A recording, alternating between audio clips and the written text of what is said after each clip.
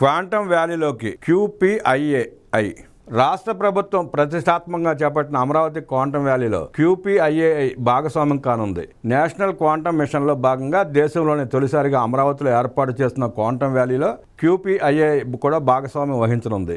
దీనిలో అధునాతన 8 cubit quantum computer ఏర్పాటుకు క్యూపీఐఏఐ సంస్థ ముందుకొచ్చింది.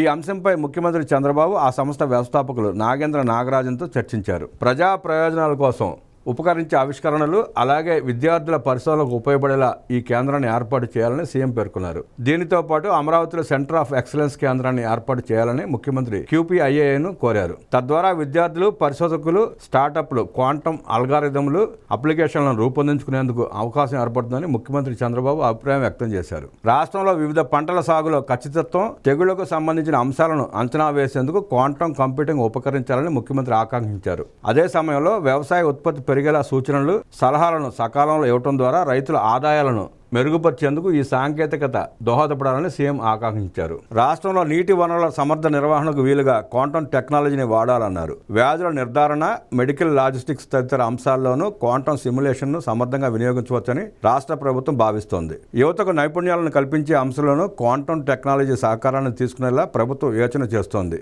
క్వాంటమ్ లాంటి ఆధునిక సాంకేతికత ద్వారా సామాన్య ప్రజల సామాజిక, ఆర్థిక పరిస్థితులను మెరుగుపరిచేలా ప్రభుత్వం కార్యాచరణ చేస్తోంది. విద్యా, పరిశోధన, ఇన్నోవేషన్ రంగాల్లో డీప్ టెక్ ద్వారా సమాజానికి విస్తృత ప్రయోజనాలు కల్పించడమే లక్ష్యంగా QPIAI National Quantum Mission Amaravati Quantum Valley పనిచేస్తుందని ముఖ్యమంత్రి చంద్రబాబు స్పష్టం చేశారు.